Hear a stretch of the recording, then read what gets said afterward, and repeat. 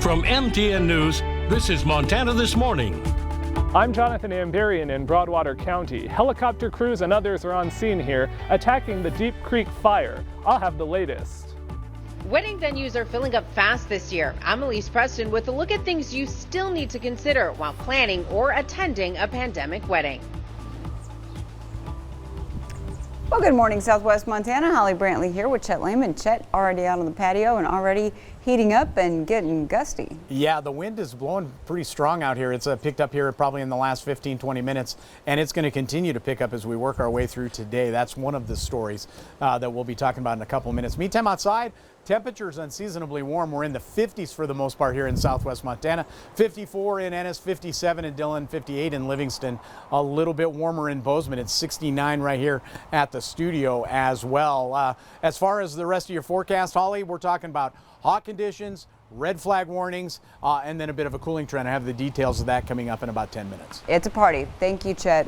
Well, this morning there are two active wildfires in our state. The Robertson Draw fire located near Red Lodge was reported Sunday. Currently, crews estimate this one at 200 acres. The other one we're watching closely, the Deep Creek fire. It's closer to home, located between Townsend and White Sulphur Springs. Now, it was reported Sunday and has grown to roughly 175 acres. Traffic is down to one lane along Highway 12, 18 miles east of Townsend due to that fire. MTN's Jonathan Amberian reports on how crews are tackling the blaze.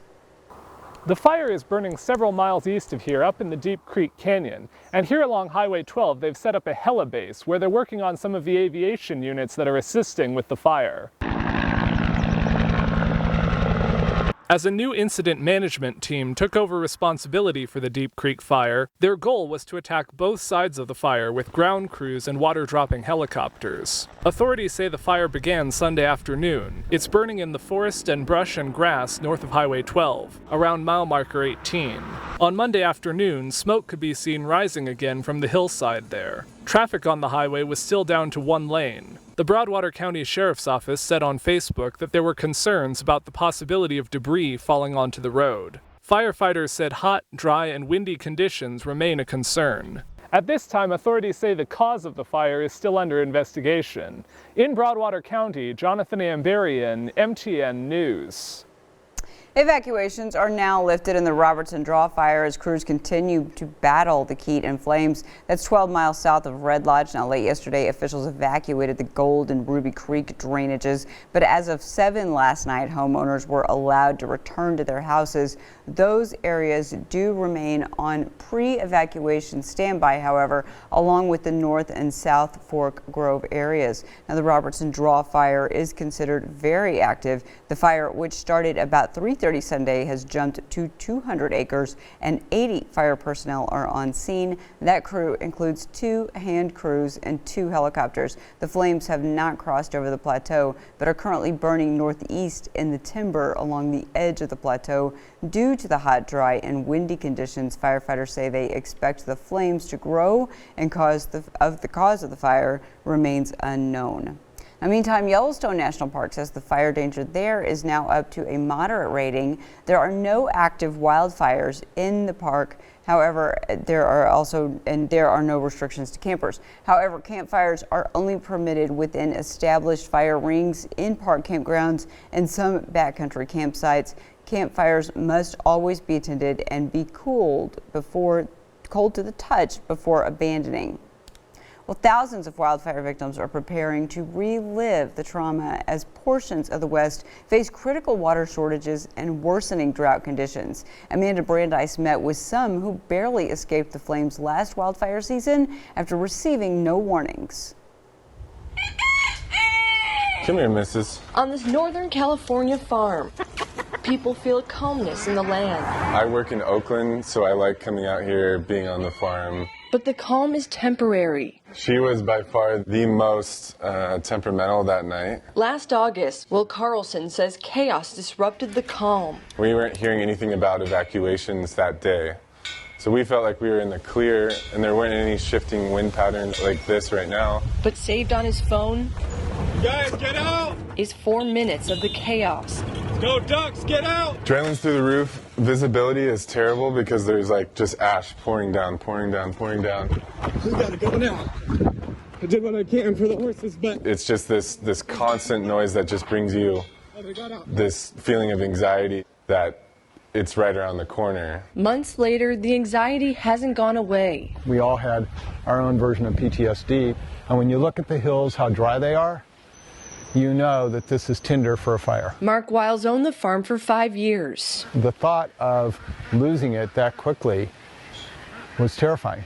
You know, you can't prepare for that. They were among several who didn't receive evacuation warnings or any alerts. Couldn't do anything with the animals. All we did was break down the stalls so that the horses and the animals could run loose, and we just didn't know what else to do. It was the biggest event of my career. Emergency Services Manager Don Ryan says alerts went out to every resident signed up for the system. It sends texts, calls, and emails until the user confirms they got the message. I can assure you we're gonna call you or text you, but I can't guarantee the end user is going to get that message because. He says power shutoffs and weak cell phone service can make these alerts more vulnerable. But as the backup for that, if we're going to evacuate you, we use high-low sirens now. With the new state law, more agencies are equipping vehicles with these sirens to help evacuate neighbors in emergencies. Based on the National Weather Service, it's the worst conditions most people have ever seen in their lifetime. Unlike last year, regions across the West are facing the severest levels of drought. This is a wake-up call to a lot of the residents, and that's good. We have taken down 12 trees. We're getting a 2,000-gallon water cistern. We're buying preventive fire suits, so spend $1,000 per suit. Because leaving here means losing more than a home. It's peaceful in a way that nothing else is peaceful. It's not about casting blame. It's just about, this is going to be a perennial thing year after year after year. And so we need to have an alert system that's efficient and pragmatic. In Vacaville, California, I'm committed to living here. I'm Amanda Brandeis reporting. North Dakota's status as the nation's second leading oil-producing state looks to be in jeopardy as New Mexico oil production surges. North Dakota Mineral Resources Director Lynn Helms says the competition between the two states is now a toss-up, nose-to-nose, as he described it in his monthly back-end briefing today. For the past 9 years, North Dakota has been number 2 in oil production, behind Texas. But in its latest report, the U.S. Energy Information Agency shows New Mexico edging ahead.